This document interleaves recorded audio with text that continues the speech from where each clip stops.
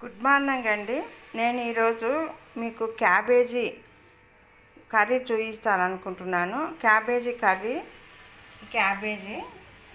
సగం క్యాబేజీ దాంట్లో కొంచెం పకోడీ చేసిన చిన్న సగం, మిగతాది కూర చేయాలనుకుంటున్నా.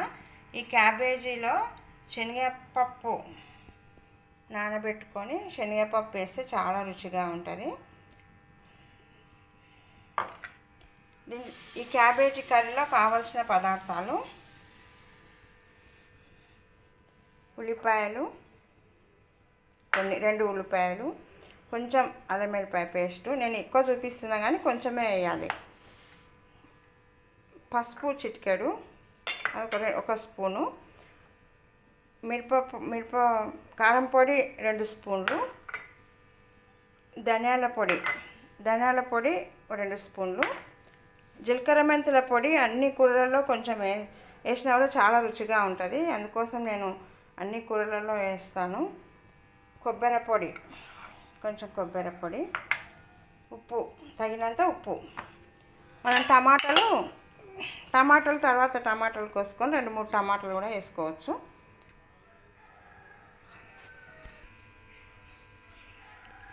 స్టవ్ వెలిగించి బౌల్ పెట్టిన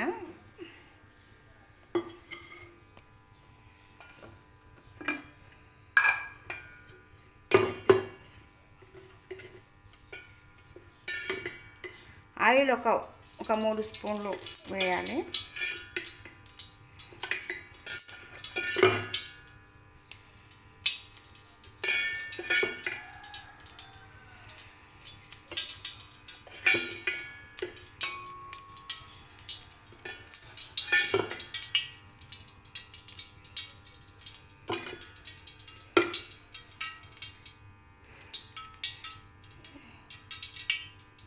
కొంచెం వేడి అయిన తర్వాత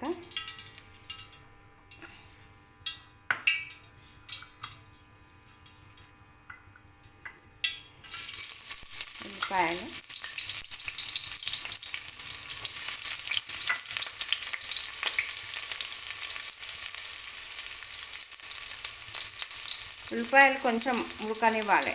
కొంచెం ఉడికిన తర్వాత అల్లం వెల్లిపాయ పేస్ట్ వేయాలి. లేకుంటే అల్లం వెల్లిపాయ పేస్టు ఎర్రగా అయిపోతుంది తొందరగా. కొంచెం ఉడకనిచ్చిన తర్వాతనే ఉల్లిపాయలు వేయాలి, అల్లం వెల్లిపాయ పేస్ట్ వేయాలి.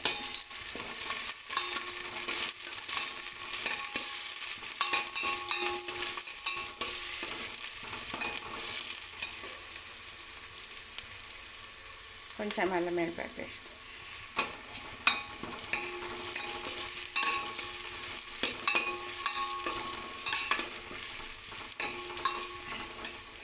క్యాబేజీని బాగా వేడి నీళ్ళు కొంచెం ఉప్పేసి బాగా కడగాలి.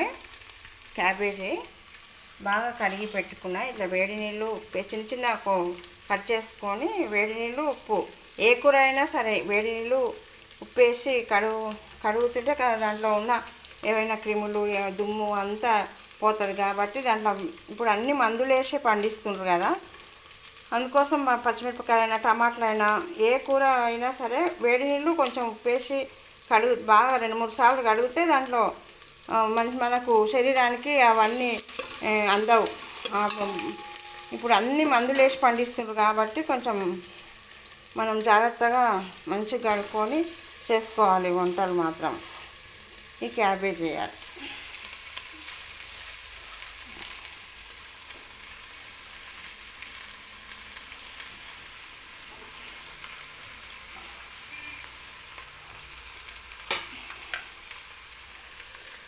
ఇది శనగపప్పు నానింది. ఒక అరగంట ముందు నానబెడితే తొందరగా ఉడుకుతుంది. అంటే కొంచెం శనగపప్పు నానబెట్టుకున్నా. అది కూడా శనగపప్పు నానబెడితేనే మంచిగా ఉడుకుతుంది, లేకపోతే ఈ కూర ఉడుకుతుంది, శనగపప్పు ఉడకదు.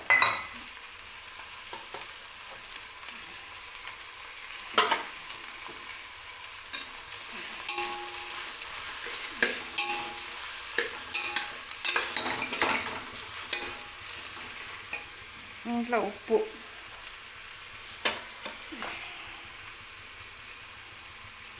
తగినంత మనం తినే దాన్ని బట్టి ఉప్పు వేసుకోవాలి. పసుపు పసుపు పసుపు ఇట్లా ఒక స్పూను. కారం 2 స్పూన్లు. మనం కారం ఎక్కువ తినాలనుకుంటే ఎక్కువ వేసుకోవచ్చు. ఫస్ట్ అయితే ఇవి వేసి బాగా కలపాలి.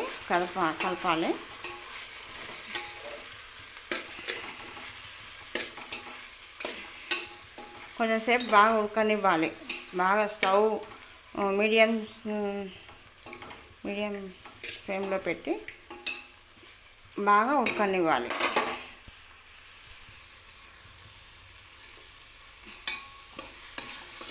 ఈ క్యాబేజీ కూరను మంచిగా అడుగు మాడకుండా అడుగంటకుండా ఎప్పుడు కలుపుకుంటూ ఉండాలి.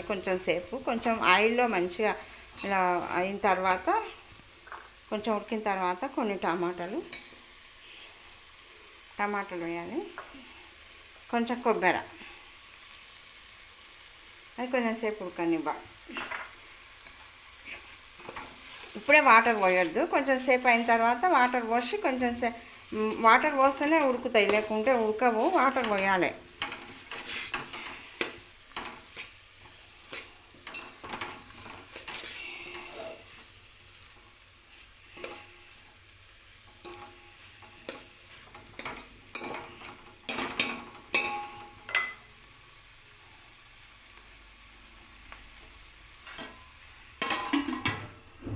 మూత పెట్టి కొంచెం సేపు మగ్గనివ్వాలి.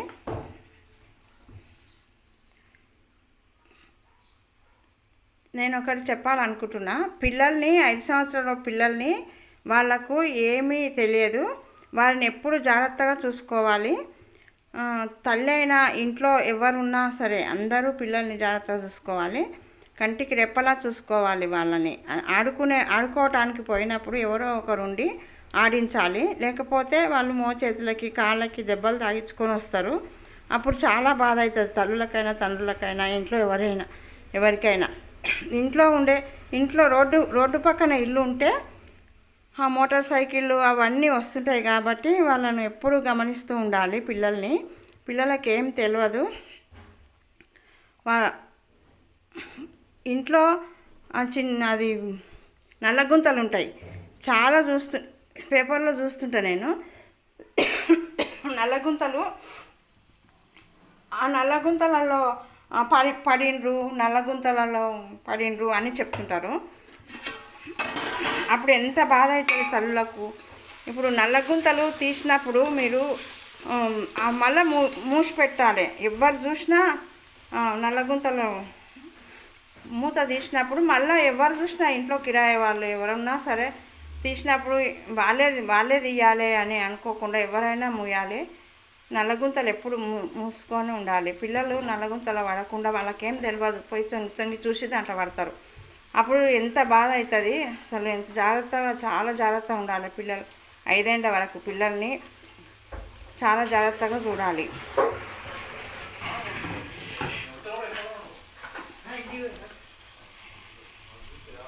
కొంచెం వాటర్ పోసుకొని కలిపి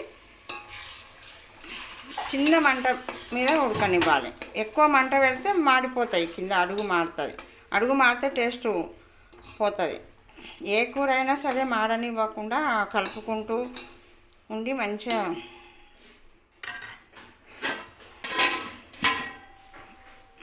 మూత పెట్టాలి. క్యాబేజీ కర్రీ కొంచెం మంచిగా ఉడుకుతుంది. ఉడికేటప్పుడు కొంచెం కొత్తిమీర వేయాలి.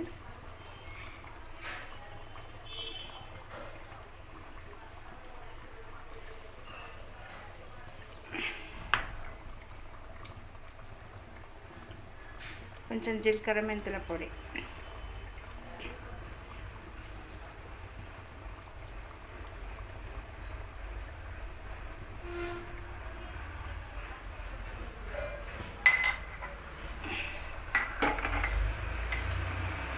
కొంచెం ధనియాల పొడి,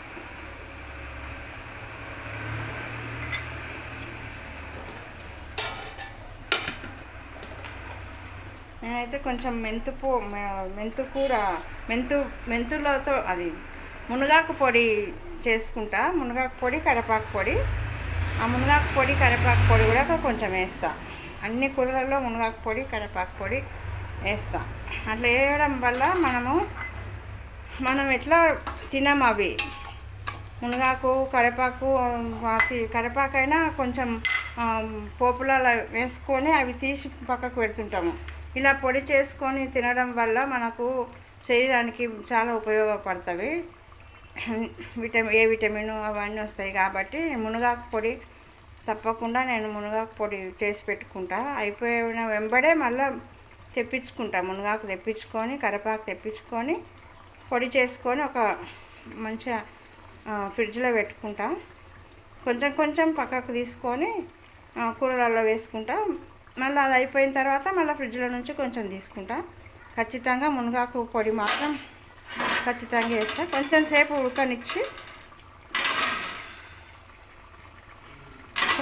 ఉడకనిచ్చి దించుకోవాలి.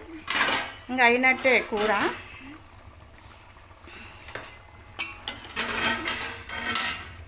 మూత పెట్టి కొంచెం సేపు ఉడకనిచ్చి కొంచెం దగ్గరికి అయిన తర్వాత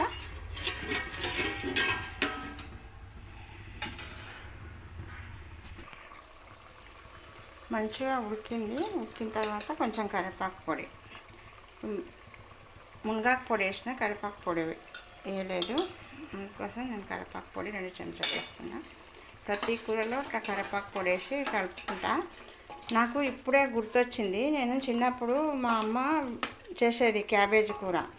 అయితే పచ్చిమిరపకాయలు వేసేది. పచ్చిమిరపకాయలు, ఉల్లిగడ్డ, కొబ్బరి, పచ్చి కొబ్బరి అయినా సరే, కొబ్బరి సరే వేసి దీంట్లో ఎగ్స్ వేసేది. ఎగ్స్ వేస్తే చాలా రుచిగా ఉండేది. పచ్చిమిరపకాయలు వేసి ఎగ్స్ వేస్తే చాలా రుచిగా ఉండేది. ఇలా కూడా చేసుకోవచ్చు, ఎగ్స్ కూడా వేసుకోవచ్చు. నేను ఎగ్స్ వేయాలనుకుంటున్నా. ఎగ్స్ వేస్తే చాలా రుచిగా ఉంటుంది. జొన్న రొట్టెలైనా, చపాతీలైనా చాలా బాగుంటుంది. అందుకోసం నేను 2 ఎగ్స్ వేయాలనుకుంటున్నా. 2 ఎగ్స్ ఇట్లా అట్లనే కలపొద్దు.